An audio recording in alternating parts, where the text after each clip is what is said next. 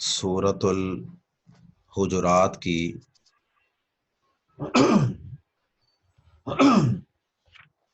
آیت نمبر 12۔ سورۃ الحجرات کی آیت نمبر 12، سورت کا نمبر ہے 49 اور آیت کا نمبر ہے 12۔ ان الحمد للہ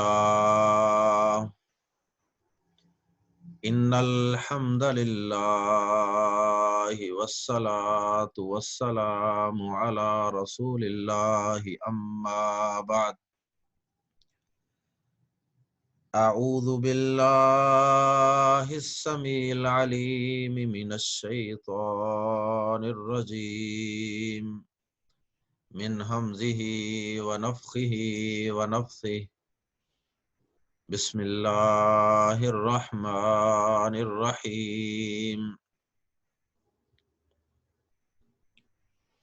یا ایہا الذین آمنوا اجتنبوا کثیرا من الظن ان بعض الظن اثم ولا تجسسوا ولا یغتب بعضکم بعضا ایحب احدکم ان یأکل لحم اخیہ میتا فکرہتموہ واتقوا اللہ ان اللہ تواب الرحیم۔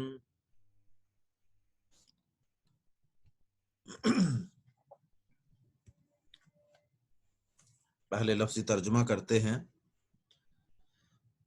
یا ایہا اے، الذین آمنوا جو ایمان لائے۔ یا ترجمہ یوں کیا جا سکتا ہے، یا ایہا الذین، اے لوگو جو، آمنو ایمان لائے ہو، اجتنبو اجتناب کرو، بچو،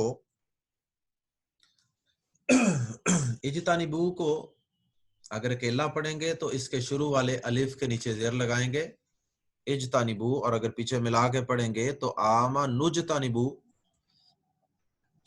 اجتنبو اجتناب کرو، بچو، کثیرن بہت سی، من الظن بدگمانیوں سے، اجتنبو کثیرا من الظن بہت سے گمان سے بچو، بہت سی بدگمانیوں سے یا بہت سے گمان سے بچو، بہت سی ازمپشنز سے بچو۔ انا بلا شبہ بے شک، بعض الظن بعض گمان، اثم گناہ ہے، ولا اور نہ، تجسسو تم سب جاسوسی کرو، ولا تجسسو اور نہ تم جاسوسی کرو۔ کل جو گرامر کا سبق پڑھا تھا اور آپ کو اس کی ویڈیو ریکارڈنگ بھی گروپ میں سینڈ کر دی گئی تھی، امید ہے آپ نے وہ سنا ہوگا۔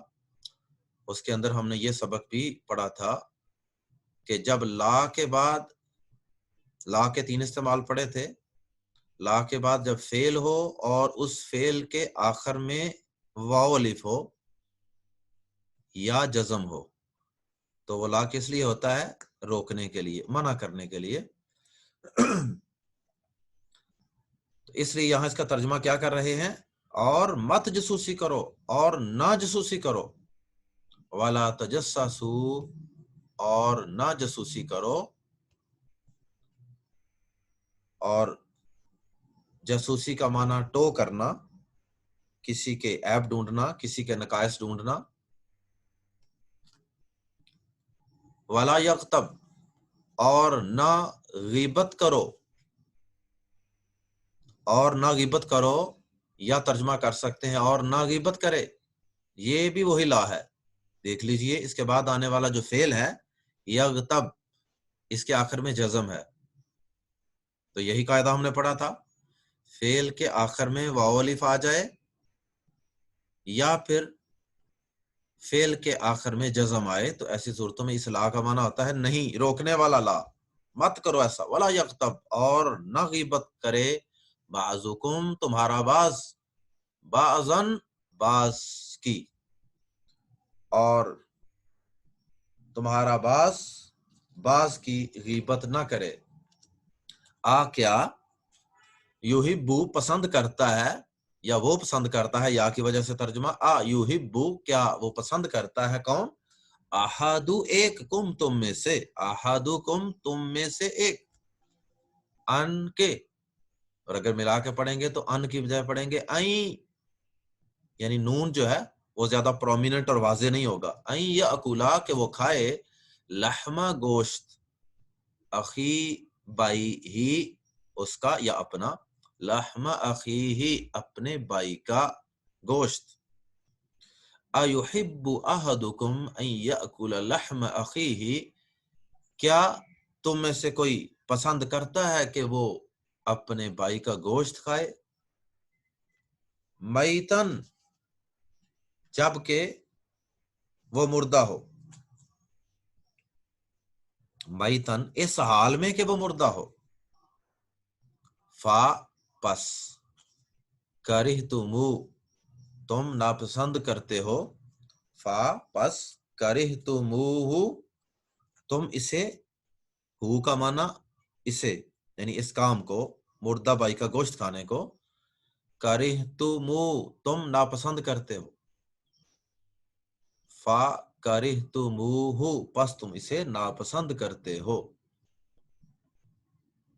واتقوا اللہ اور اللہ سے ڈرو، ان اللہ بے شک اللہ، تواب بہت زیادہ توبہ قبول کرنے والا ہے، اور بندوں کے لیے ہو تو اس کا معنی توبہ کرنے والا، اللہ کی طرف رجوع کرنے والا، اور اللہ پاک کے لیے ہوتا ہے جب یہ لفظ، اس کا معنی کہ اللہ پاک کا بندے کی توبہ کو، اس کے رجوع کو قبول فرما لینا، یا اس کا ترجمہ بعض اوقات اللہ پاک کا بندے پر مہربانی فرمانا بھی کر دیا جاتا ہے، ان اللہ بے شک اللہ، تواب بہت توبہ قبول کرنے والا ہے، رحیم نہایت رحم کرنے والا ہے، جس طرح ہم یہ پہلے بتا چکے ہیں، رحیم اس وزن پہ کئی الفاظ ہم پہلے پڑھ چکے ہیں، اللہ پاک کے اوصاف، رحیم، سمیع، علیم، قدیر کے وزن پہ، یہ ایک ہی سب کا وزن ہے اور ایک ہی سٹائل ہے، لیکن یہ جو ایک سٹائل ہے تواب، یہ بھی ایک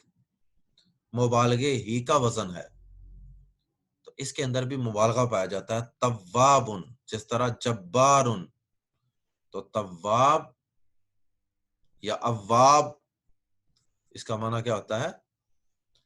بہت زیادہ توبہ قبول کرنے والا، اس لیے ترجمے کے اندر ہم نے اس کا اظہار کیا ہے، بہت توبہ قبول کرنے والا، تائبن ہوتا سادہ لفظ ہے، تائبن توبہ قبول کرنے والا، اور تواب اس کے اندر مبالغہ پیدا کر دیا گیا ہے۔ تو آئیے اس کی مختصر تفسیر دیکھتے ہیں۔ گزشتہ جو آیت تھی کل ہم نے پڑھی تھی، کل بھی ہم نے ایک آیت پڑھی تھی، آیت نمبر 11، اور آج بھی معلوم ہوتا ہے کہ ہم ایک ہی آیت پڑھ سکیں گے، اور یہ دو آیات انتہائی اہم تھیں ہماری معاشرے کی اصلاح کے لیے، اس وجہ سے اس کے اندر تھوڑی سی آپ کو تفصیل سے سمجھانے کی کوشش کی گئی ہے، کیونکہ یہ براہ راست ہر انسان سے متعلق باتیں ہیں، ہر گھر سے متعلق باتیں ہیں، ہر معاشرے سے متعلق باتیں ہیں، اور یہ ہمارے معاشرے کی اصلاح کے لیے از حد ضروری ہے، اس وجہ سے یہاں تھوڑی سی تفصیل طلب بات تھی۔ تو جو ہم نے گزشتہ آیت پڑھی تھی اس کے اندر مسلمانوں کے تعلقات کو خراب کرنے والی 3 باتوں کا وہاں بھی تذکرہ تھا، اور اس آیت کے اندر بھی 3 باتوں ہی کا تذکرہ ہے، یہ ٹوٹل 6 باتیں جن 2 آیات کے اندر بیان ہوئی ہیں۔ جو گزشتہ آیت کے اندر 3 باتیں بیان ہوئی تھیں مسلمانوں کے باہمی تعلقات کو پاش پاش کر دینے والی، ان کا تعلق تھا ایک دوسرے کی موجودگی کے اندر، ان کا تعلق پریزنس کے ساتھ تھا، موجودگی کے ساتھ تعلق تھا، کہ وہ کام عام طور پہ انسان اس وقت کرتا ہے جب دوسرا شخص اس کے سامنے موجود ہوتا ہے. جیسے ہم کل پڑھ چکے, کسی کا مذاق اڑانا, کسی پہ عیب لگانا, اس کو اس کے عیوب کو بیان کرنا, اور اسی طرح کسی کو برے القابات سے, برے ناموں سے پکارنا. اب یہ سارے کام یقیناً انسان کے سامنے ہوں گے, اس کی موجودگی میں ہوں گے. اب آج کی آیت ہے جو آیت نمبر 12, اس کے اندر ان 3 کاموں کا تذکرہ ہے کہ جو عام طور پہ کسی انسان کی غیر موجودگی میں کیے جاتے ہیں. یعنی جس شخص کے متعلق ان 3 کاموں میں سے کوئی کام بھی کیا جا رہا ہے, کوئی سازش بھی کی جا رہی ہے, تو اس وقت وہ آدمی جس کے متعلق یہ کام کیا جا رہا ہے وہ آدمی موجود نہیں ہوتا. تو 3 کام کون سے ہیں جو غیر موجودگی میں کیے جاتے ہیں؟ بدگمانی, ازمپشن, اور دوسرے نمبر ازمپشن یا بیڈ ازمپشن کہہ سکتے ہیں, بدگمانی, اور دوسرے نمبر پہ جاسوسی. اچھا, بدگمانی کے مقابلے میں ایک لفظ استعمال ہوتا ہے, اس کی ٹرم ہے حسن ظن. حسن خوبصورتی کو کہتے ہیں, اور ظن گمان, ازمپشن کو کہتے ہیں. اور اس ازمپشن جس کا یہاں پہ تذکرہ ہے, یہاں پہ اگرچہ بدگمانی کے لیے کوئی بد کا لفظ الگ سے موجود نہیں ہے, لیکن سیاق و سباق سے سمجھ آ رہی ہے کہ یہاں کون سے گمان سے روکا جا رہا ہے جو بد ہوتا ہے, برا ہوتا ہے. تو اس لیے یہ 2 اصطلاحات جو ہیں وہ بھی اہل علم نے انٹروڈیوس کروائی ہیں, ایک بد ظنی یا بدگمانی, اور ایک حسن ظن, اچھا گمان. تو سب سے پہلے بدگمانی کا تذکرہ, پھر اس کے بعد جاسوسی کا تذکرہ, اور جاسوسی, اور تیسرے نمبر پہ غیبت. 1 بائی 1 ان تینوں چیزوں کو دیکھتے ہیں. یہ تینوں گناہ جو ہیں یہ انتہائی کمینگی اور انتہائی بزدلی کے کام ہیں, کیونکہ ایسا یہ تینوں گناہ جو ہیں یہ کرنے والا شخص, یا تینوں میں سے کوئی ایک بھی کرنے والا جو شخص ہوتا ہے وہ عام طور پہ بڑا بزدل ہوتا ہے, کیونکہ وہ کسی کے سامنے اس کی برائی بیان نہیں کر سکتا, اور وہ چھپ چھپ کر اس کو نقصان پہنچانے کی کوشش کرتا ہے, اس کی جڑیں کاٹنے کی کوشش کرتا ہے. تو یقیناً ایسا شخص بزدل بھی ہوتا ہے اور کمینہ بھی ہوتا ہے, بڑی ایک نیچ حرکت وہ کرتا ہے. کیونکہ کوئی انسان اگر سامنے موجود ہو تو انسان اپنا دفاع بھی کرے اور اپنا جواب بھی دے اور اپنے آپ کو ڈیفینڈ بھی کرے اور اپنی کلیریفیکیشن بھی پیش کرے. تو یہ شخص جان بوجھ کے سامنے بات نہیں کرتا, کیونکہ یہ جانتا ہے کہ سامنے بات کریں گے تو پھر کلیریفیکیشن آ جائے گی, اور جو میرا ایجنڈا تھا, جو میرا مقصد تھا, لوگوں کو اس شخص سے بدظن کرنا, متنفر کرنا, وہ مقصد پورا نہیں ہوگا, اور میرے شیطانی نفس کو تسکین حاصل نہیں ہوگی. تو اس وجہ سے یہ کام جو ہے یہ وہ غیر موجودگی کے اندر کرتا ہے. تو سب سے پہلے تذکرہ کرتے ہیں بدگمانی کا. اجتنبوا کثیرا من الظن, پہلی بات یہ اللہ پاک نے ارشاد فرمائی, اور یاد رہے کہ یہ اس سورت کا وہ 5واں مقام ہے. جیسا ہم نے آغاز میں عرض کیا تھا کہ 5 مقامات پہ سورت کے اندر اللہ پاک نے, چھوٹی سی سورت میں 5 مقامات میں یا ایھا الذین آمنوا, یا ایھا الذین آمنوا. اور میرے علم کے مطابق قرآن مجید میں شاید کوئی بھی ایسی صورت نہیں ہے کہ جو اتنی چھوٹی ہو اور اس کے اندر اس کے والیوم کے مطابق اتنی زیادہ تعداد میں یا ایھا الذین آمنوا کے الفاظ کے ساتھ خطاب ہو. تو یہاں اللہ پاک نے اس صورت کے اندر یہ 5واں مقام ہے, یا ایھا الذین آمنوا کے ساتھ مخاطب کیا ہے. اور بار بار یا ایھا الذین آمنوا کے لفظ کے ساتھ مخاطب کرنے کا مقصد یہ ہے کہ انتہائی اہم احکامات اللہ رب العزت کی طرف سے دیے جا رہے ہیں. تو پہلی بات جس سے منع فرمایا وہ یہ ہے کہ اس چیز سے اجتناب کرو کہ کسی کے متعلق تم کوئی بات سنو یا دیکھو تو اس سے اس کے متعلق برا گمان قائم کر لو. بعض اوقات انسان کو کوئی ایسی جھلک پڑتی ہے جس سے انسان کوئی غلط گمان کر لیتا ہے. مثال کے طور پہ کسی کو گزرتے ہوئے دیکھا, اور آگے کوئی مثال کے طور پہ کسی غلط کام کا کوئی اڈا ہے, اب کوئی شخص ایسے گزرتے دیکھا تو خود ہی یہ گمان قائم کر لیا کہ لگتا ہے کہ یہ شخص ادھر ہی گیا ہے. تو یہ کوئی کسی کے متعلق کوئی assumption، کوئی مفروضہ قائم کر لینا بغیر کسی ٹھوس دلیل کے، اس کو کہتے ہیں ظن.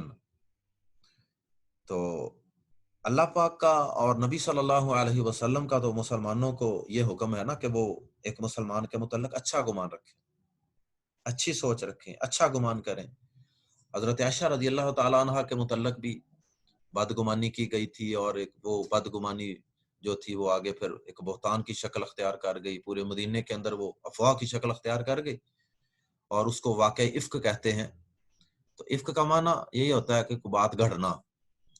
تو وہ بھی ایک گمان سے کام شروع ہوا تھا. حضرت عائشہ رضی اللہ تعالیٰ عنہ نبی صلی اللہ علیہ وسلم کے ساتھ سفر میں تھی، اور وہاں پہ وہ آپ کا قضائے حاجت کے لیے گئیں. سواریوں کے اوپر وہ ایک ڈولی سی رکھی ہوتی تھی، اس کے اندر بیٹھی ہوتی تھی. آپ کا وزن بہت کم تھا، بہت لائٹ ویٹ تھی، تھوڑی سی عمر تھی. تو اتارا گیا، صحابہ نے اتار کے وہ ڈولی نیچے رکھی جانور سے، سواری کے اوپر سے. تو ساری خواتین دیگر بھی وہ قضائے حاجت کے لیے باہر گئی ہیں. تو اب حضرت عائشہ رضی اللہ تعالیٰ عنہ جو ہے نا، ان کا وہاں کہیں ہار گر گیا ٹوٹ کے گلے سے. اس کو ڈھونڈتے ڈھونڈتے کافی لیٹ ہو گئی. پیچھے سے اب سارے لوگ بیٹھ بوٹ کے، تو انہوں نے یہ خیال کر لیا کہ حضرت عائشہ بھی اندر بیٹھ چکی ہوں گی، اور انہوں نے اس کو اٹھایا اور اوپر رکھ دیا، کیونکہ ارد گرد کوئی آتا جاتا نظر نہیں آ رہا نا، سب آ چکے ہیں، موومنٹ لوگوں کی ختم ہو چکی ہے. اوپر رکھ لیا اور قافلہ چل پڑا. بعد میں حضرت عائشہ رضی اللہ تعالیٰ عنہ ڈھونڈتی ڈھونڈتی جب واپس پہنچی تو دیکھا کہ قافلہ ہی غائب ہے وہاں سے، اور پریشان ہو گئیں. اسی جگہ وہ پتھر کے ساتھ کوئی ٹیک لگا کے کہیں بیٹھ گئیں کہ اب یہاں سے مجھے جانا نہیں چاہیے کہیں. اب وہ خود ہی جب ان کو پتہ چلے گا تو پھر ادھر آ جائیں گے واپس. اور ایک صحابی، قافلے بکھرے ہوتے تھے نا مختلف جگہ پہ، دور دراز کافی بڑے ایریے کے اندر قافلے پڑاؤ ڈالتے تھے. اب ایک صحابی تھے، ان کی نبی صلی اللہ علیہ وسلم نے خود ڈیوٹی لگائی ہوتی تھی کہ آپ نے قافلے کے پیچھے رہنا، اور وہ عام طور پہ قافلے سے کچھ پیچھے رہتے تھے کہ جب سارے لوگ نکل جائیں تو وہ تھوڑا سا فاصلہ رکھ کے پیچھے ڈھونڈتے تھے، دیکھتے تھے کہ کوئی کسی کی کوئی چیز تو نہیں رہ گئی، کوئی بندہ تو نہیں پیچھے رہ گیا. یہ ان کی ڈیوٹی ہوتی تھی. قافلوں کے کچھ اصول ہوتے تھے اکارڈنگ ٹو سچویشن، اس دور کے مطابق. تو وہ جو صحابی تھے، وہ جب آئے تو انہوں نے دیکھا کہ ام المومنین عائشہ رضی اللہ تعالیٰ عنہ وہاں بیٹھی ہوئی ہیں اکیلی. تو حضرت عائشہ نے یہ واقعہ خود بیان کیا ہے. وہ فرماتی ہیں کہ ان کے منہ سے فوری طور پہ یہ نکلا مجھے دیکھ کے، کہتے میری آنکھ لگ گئی تھی. جب وہ میرے قریب آئے تو انہوں نے مجھے دیکھا، تو چونکہ پردے کا حکم نازل ہونے سے پہلے انہوں نے مجھے دیکھا ہوا تھا، پہچان لیا. یہ بھی ثابت ہوا کہ یہ بعض خواتین یہ کہتی ہیں نا جی یہ بچے کو تو میں نے بچپن میں جناب گود میں کھلایا ہوا بڑا، اب اس سے میں کیا پردہ کروں، یا بڑا ہو گیا تو نہیں. جب وہ چھوٹا تھا آپ نے اس کو کھلایا، وہ کھلانا آپ کے لیے جائز تھا، اس کو گود میں بٹھانا جائز تھا، سارا کچھ جائز تھا، بچہ تھا. لیکن جب وہ بالغ ہو گیا وہ ساری چیزیں آپ کے لیے ناجائز ہو گئی. اب یہ ایک لاجک عجیب ہے کہ جی چونکہ اس نے مجھے دیکھا ہوا ہے، چونکہ وہ مجھے اچھی طرح جانتا پہچانتا، لہذا میں نے پردہ نہیں کرنا. یہ ایک شیطانی وسوسہ ہے، اور شیطان نے ایک صرف لاجک لوگوں کو دیا ہوا ہے پردے سے روکنے کے لیے. تو یہ حدیث کے اندر بھی اس چیز کی تردید ہے. حضرت عائشہ فرماتی ہیں کہ انہوں نے چونکہ پردے کا حکم نازل ہونے سے پہلے مجھے دیکھا ہوا تھا، لہذا انہوں نے مجھے پہچان لیا. تو ان کے زبان سے نکلا انا للہ و انا الیہ راجعون، فوراً ان کی زبان سے یہ بات نکلی. اور پھر حضرت عائشہ رضی اللہ تعالیٰ عنہ فرماتی ہیں کہ انہوں نے اپنا جو اونٹ تھا، سواری تھی، اس کو فوری طور پہ نیچے بٹھایا، اور میرے سے انہوں نے کوئی بات نہیں کی. کہتے ہیں انہوں نے میرے سے کوئی بات کیے بغیر اشارے سے کہہ لیں کہ بس سواری کو بٹھا دیا، میں بھی سمجھ گئی اور وہ بھی سمجھ گئے کہ اس کا مطلب یہ ہے کہ اب آپ اس کے اوپر بیٹھ جائیں. تو وہ بیٹھ گئی. حضرت عائشہ رضی اللہ تعالیٰ عنہ قافلہ جو ہے وہ چلتا چلتا مدینہ پہنچ گیا. اب ان کو کیا پتا کہ ڈولی کے اندر حضرت عائشہ موجود ہی نہیں ہے. جب وہ قافلہ مدینہ منورہ کے اندر پہنچ گیا تو وہاں جا کے پتا چلا کہ حضرت عائشہ جو ہیں وہ اس سواری کے اندر ڈولی کے اوپر موجود ہی نہیں ہے. بہرحال پریشان ہوئے بہت زیادہ. تو اب جو منافقین تھے انہوں نے اور لوگوں نے بھی بعد میں جب دیکھا، تھوڑی دیر کے بعد وہ حضرت عائشہ رضی اللہ تعالیٰ عنہ، اس صحابی نے نکیل پکڑی ہوئی ہے، وہ آگے آگے پیدل چل رہے ہیں، اور حضرت عائشہ رضی اللہ تعالیٰ عنہ جو ہیں وہ اس ڈولی کے اندر بیٹھی ہوئی ہیں. اور اب لوگوں نے ظاہر دیکھا ہوگا، انہوں نے نیچے اتارا اور اس کے بعد ایک آدمی نے گمان خیال اپنے ذہن کے اندر کو پیدا کیا، دوسرے نے، تیسرے نے، سلسلہ چلتا چلتا جو ہے وہ جتنے منہ اتنی باتیں، اچھا یہ بعد میں کیوں آئے ہیں، یہ جان بوجھ کے پیچھے رہی ہیں، اور اس طرح کی باتیں کرتے کرتے کرتے خبر پورے مدینے کے اندر پھیل گئی۔ بہرحال واقعہ تو کافی لمبا ہے، عائشہ رضی اللہ تعالیٰ عنہ نے یہ پورا واقعہ خود بیان کیا ہوا ہے حدیث کے اندر، کتنی ایک قیامت صغریٰ بپا ہو گئی مدینے کے اندر، اور نبی صلی اللہ علیہ وسلم خود پریشان رہے زبردست قسم کا۔ تو اللہ پاک نے پھر تقریباً 1 مہینہ جو ہے یہ سلسلہ چلتا رہا، اس کے بعد اللہ پاک نے خود سورہ نور کی آیات نازل فرمائی، اور اس کے اندر اللہ پاک نے پھر ایمان والوں کی آئندہ کے لیے رہنمائی فرما دی۔ تو وہاں پہ اللہ پاک نے یہ فرمایا کہ لولا اذ سمعتموہ، کیوں نہ ایسا ہوا کہ جب تم نے اس واقعے کو سنا، اس بہتان کو سنا، اس خیال کو سنا، ظن، وہاں بھی یہی لفظ ہے ظن، تو کیوں نہ گمان کیا، جب تم نے اس کو سنا تو کیوں نہ گمان کیا المؤمنون، ایمان والوں نے، والمؤمنات، اور ایمان والی عورتوں نے، بانفسہم، اپنی ہی جان کے بارے میں یا اپنے بارے میں، کیونکہ حضرت عائشہ بھی تو ایک مسلمان خاتون تھی نا، نبی پاک صلی اللہ علیہ وسلم کی زوجہ محترمہ تھی، تو اپنے بارے میں کہا، کیونکہ ان کی عزت کو خاک میں ملانا یہ گویا کہ سارے مسلمانوں کی عزت کو خاک میں ملانا تھا۔ تو اللہ پاک فرماتے ہیں کہ مسلمانوں نے، ایمان والے مردوں اور ایمان والی عورتوں نے اپنے ہی بارے میں خیرن، اچھا گمان کیوں نہ کیا، وقالوا ھذا افک مبین، اور انہوں نے یہ کیوں نہ کہا کہ یہ تو واضح بہتان ہے۔ تو اس کا مطلب یہ ہوا کہ ہم جب بھی کبھی کوئی ایسا گمان دل میں آئے تو اچھا گمان کریں، اور اسی طرح اگر کوئی بات ہمیں آ کے بتائے کہ اس طرح جمع تفریق کر کے فرضی کو بات کرے، تو ہمیں فوری طور پہ اس کو ٹوکنا چاہیے، اس کو سمجھانا چاہیے کہ نہیں، ایسا نہیں ہو سکتا، آپ اچھا گمان رکھیں، ہمیں اچھا گمان رکھنے کا اللہ پاک نے حکم دیا ہے۔ تو بہرحال یہاں اللہ پاک نے بعض گمانوں کو گناہ قرار دیا ہے، اجتنبوا کثیرا من الظن، بہت زیادہ بدگمانیوں سے بچو، بہت زیادہ گمان سے بچو۔ اس کا مطلب یہ ہے، اہل علم نے یہ بیان کیا کہ اس کا مطلب یہ ہے کہ کچھ گمان ایسے ہوتے ہیں جو یقین کے قریب ترین ہوتے ہیں، اور وہ بات کرنے والے کے پاس کچھ نہ کچھ اس کی دلیل ہوتی ہے۔ تو ایسی صورت میں اگر انسان کوئی گمان کسی کے بارے میں کرتا ہے تو وہ گمان گناہ نہیں ہے، یعنی ہر گمان کو گناہ نہیں کہہ سکتے، لیکن چونکہ زیادہ تر گمان جو ہوتے ہیں وہ گناہ ہوتے ہیں، اس وجہ سے اللہ پاک نے اوورآل ہی یہ منع کر دیا کہ بہت زیادہ بد گمانوں سے، بہت زیادہ زمشن سے، تیر تکے مارنے سے بچا کرو، کیونکہ جب آدمی کی عادت بن جاتی ہے گمان کرنا تو پھر کیا ہوتا ہے، وہ گمان ہو سکتا ہے جائز بھی ہو، وہ گمان کی جائز قسم بھی ہو سکتی ہے، لیکن وہ ہو سکتا ہے کہ آہستہ آہستہ آپ کو گمان کی اس قسم کی طرف لے جائے جو جائز نہیں ہے۔ تو بہرحال ظن کی چونکہ کئی قسمیں ہیں، تو جو ظن غالب ہوتا ہے، جس کے ساتھ کوئی دلیل یا مضبوط علامت موجود ہو، تو ایسے گمان پر عمل کرنا جائز اور درست ہے۔ اب شریعت کے جتنے احکامات ہم تک پہنچے ہیں، قرآن مجید کی یہ ساری آیات جمع کی گئیں، اور یہ احادیث ہم سے صحابہ کرام کے ذریعے پہنچی ہیں۔ اب ایک اکیلا صحابی بھی بعض اوقات کسی بات کو بیان کر رہا ہوتا ہے کہ میں نے اللہ کے نبی صلی اللہ علیہ وسلم سے یہ بات سنی ہے، تو اب ہم اس کی بات پہ یقین کر لیتے ہیں، اس کے ایمان کو، اس کے تقوی کو دیکھتے ہوئے۔ تو ایک یہ ظن غالب ہے۔ عدالتوں کے اندر فیصلے ہوتے ہیں، اب جو جج فیصلہ کرتا ہے گواہی کی بنیاد پہ، 2 آدمیوں نے آ کے گواہی دی، اس بنیاد پہ اس نے فیصلہ کر دیا، تو اب اس کے اندر چانسز تو ہوتے ہیں نا کہ یہ گواہ جھوٹ بول رہے ہوں، لیکن یہ چونکہ اس کے اندر امکانات بہت تھوڑے ہیں غلط ہونے کے، اس لیے یہ جو ظن ہے، ظن غالب ہے، اور اگر ہم اس ظن کو بھی کوئی امپورٹنس نہ دیں تو پھر تو دنیا کا کوئی نظام چل ہی نہیں سکتا، پھر تو کوئی عدالت کو فیصلہ نہیں کر سکتی، پھر تو ہم احادیث کے متعلق بھی جو ہے وہ شک میں پڑ جائیں گے کہ پتہ نہیں اس صحابی نے جو بات کی ہے صحیح بھی ہے کہ نہیں۔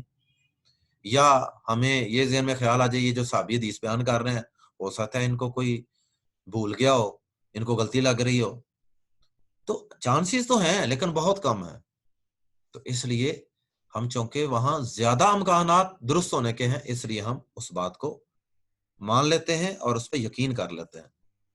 تو بہرحال یہاں اس ظن سے روکا جا رہا ہے کہ جس کے پیچھے کوئی دلیل، کوئی قوی دلیل، کوئی مضبوط، کوئی ٹھوس بات نہ ہو. ایسے خیال پیدا ہوا جیسے حضرت عائشہ کا واقعہ، تو اب صرف یہ کہ وہ بعد میں آئی ہیں تو صرف اس وجہ سے ان کے اوپر بہتان لگا دیا جائے اتنا بڑا، وہ بھی تو یہ ٹھیک نہیں ہے. ایسا گمان نہیں کرنا چاہیے، ایسے گمان کو جھٹک دینا چاہیے، خصوصاً جو کسی کی عزت، کسی کے سٹیٹس کے بارے میں، کسی کے دین کے بارے میں ہو، تو ایسے گمان کو جھٹک دینا چاہیے. نبی صلی اللہ علیہ وسلم نے بھی اس کی مذمت فرمائی ہے. آپ نے فرمایا کہ صحیح بخاری شریف میں ایاکم والظن فإن الظن اکذب الحدیث، آپ نے فرمایا کہ گمان سے بچا کرو کیونکہ گمان سب سے جھوٹی بات ہے. اسے جھوٹی بات اس لیے کہا گیا کہ جب کوئی شخص کسی کے متعلق بدگمانی کرتا ہے بغیر دلیل کے کرتا ہے نا، بغیر دلیل کے ایک فیصلہ اس نے خود ہی اپنے ذہن کے اندر کر لیا کہ وہ شخص ایسا ہے، جبکہ حقیقت میں وہ شخص ایسا نہیں ہوتا.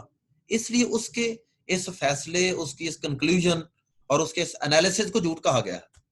یہ بدگمانی سب سے بڑا جھوٹ ہے. صرف اور صرف نفس کے ابھارنے پر اور شیطان کے ایک وسوسہ ڈالنے کی بنیاد پہ آپ نے ایک فیصلہ کر لیا کسی مسلمان مرد یا عورت کے بارے میں، تو اس کو سب سے بدترین جھوٹ فرمایا.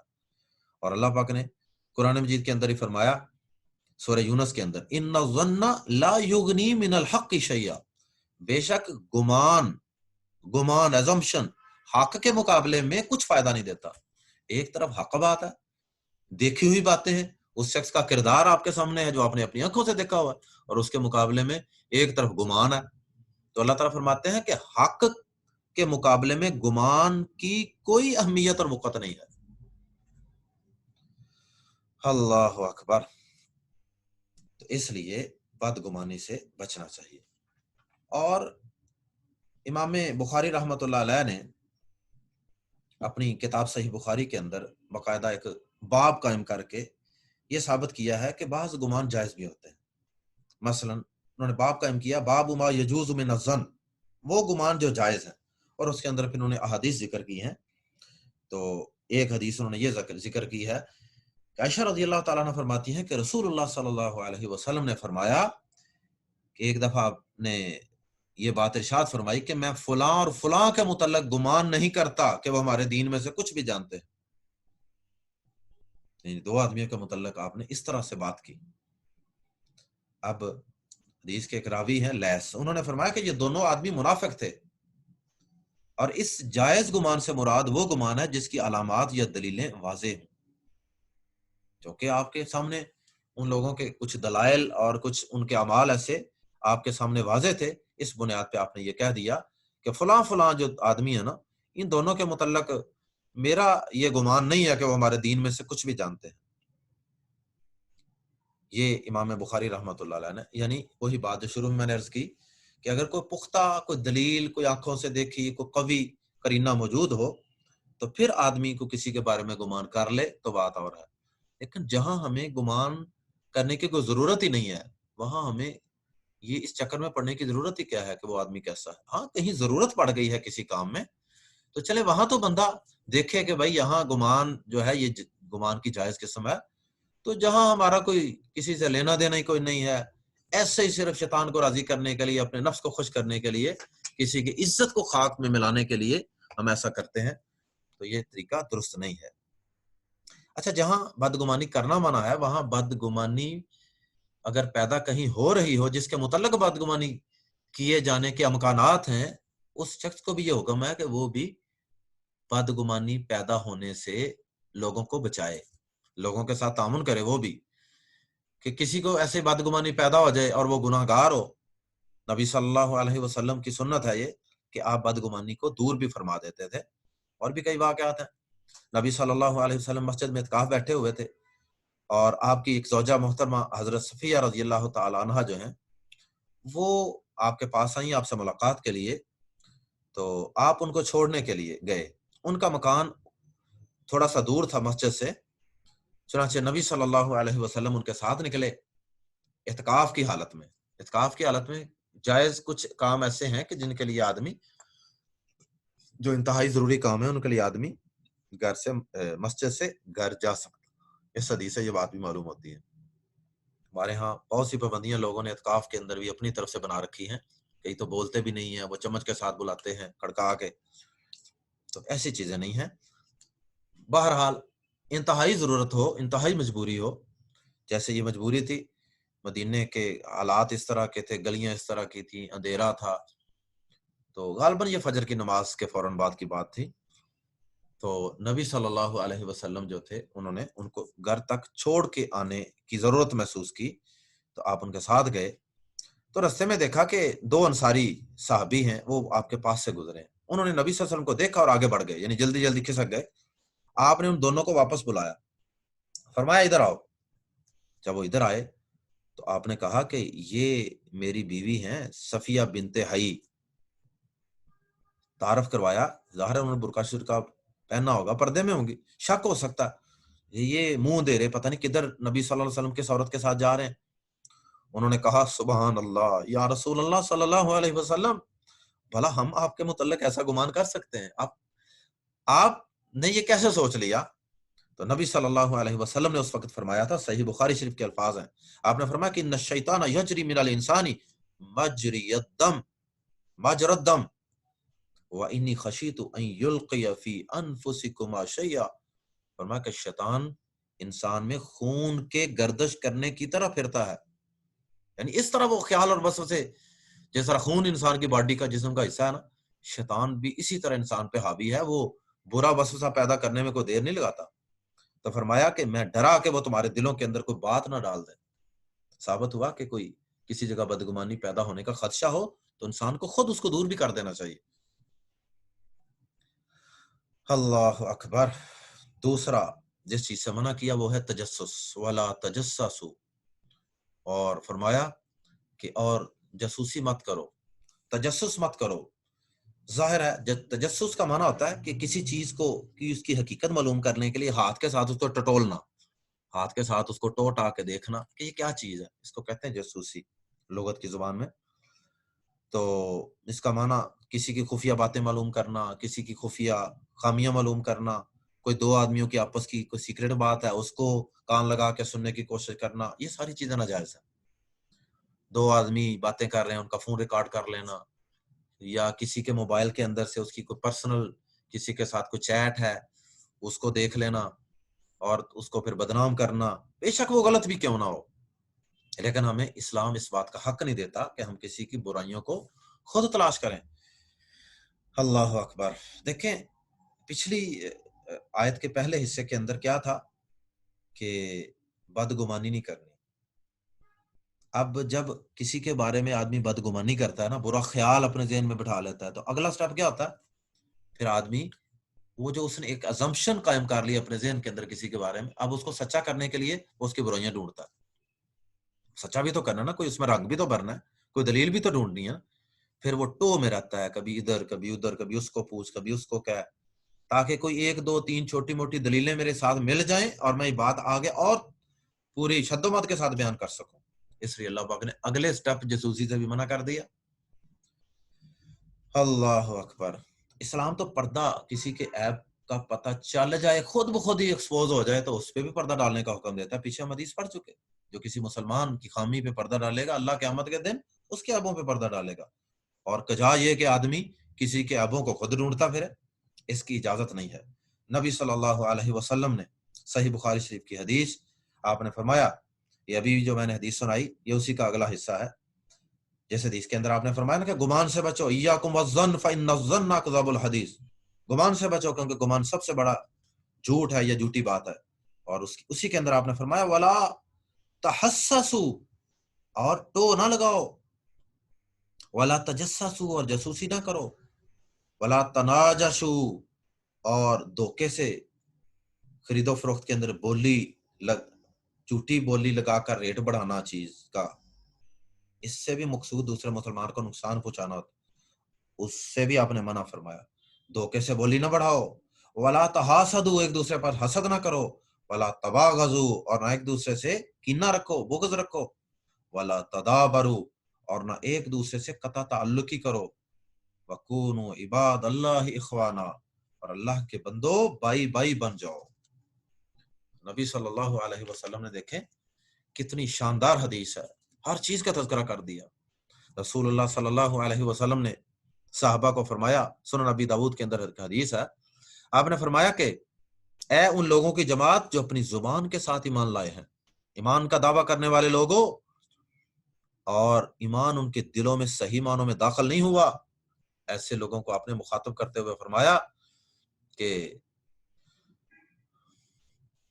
मुसलमानों की गिबत मत करो, ला तगताबुल मुस्लिमीन, मुसलमानों की गिबत मत करो, वला तत्तबिउ औरातिहिम, और उनके ऐबों का पीछा मत करो।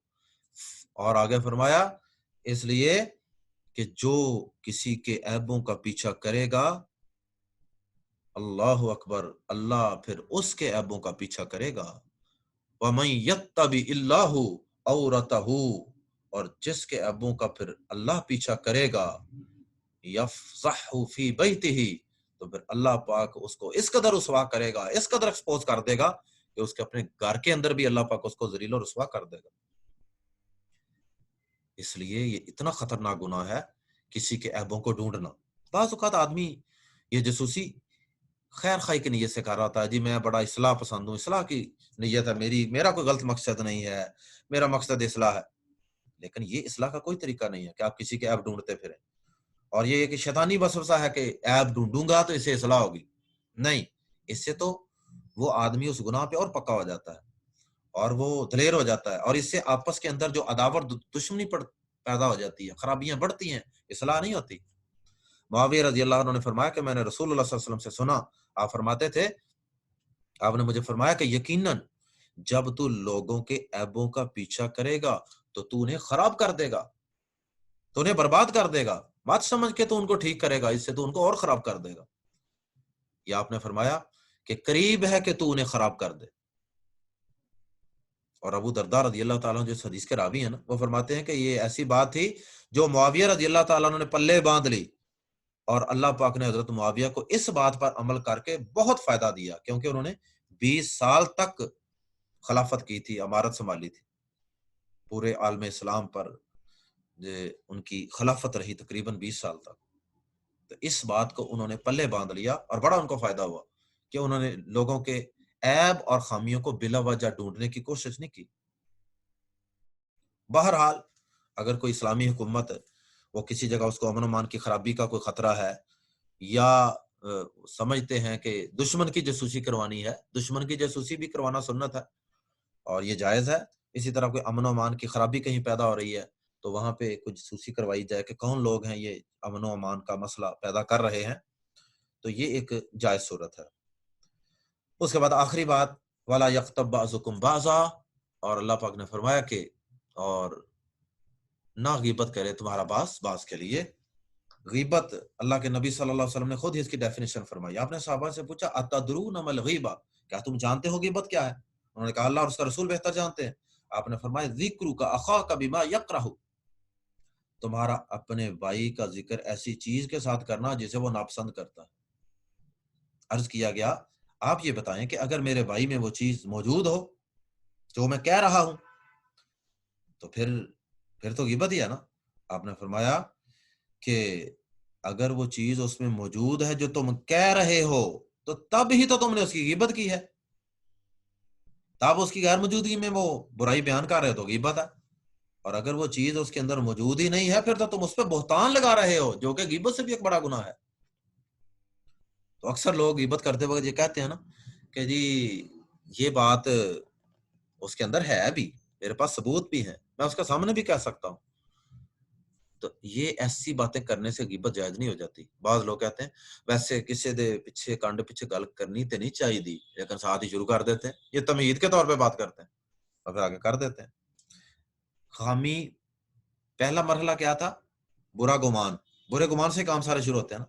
बुरा गुमान, यहीं पे रुक जाओ, यहां भी नहीं रुक सके, बुरा गुमान कर लिया, फिर अगला काम ये है कि उस गुमान की बुनियाद पे जासूसी करनी छोड़ दो।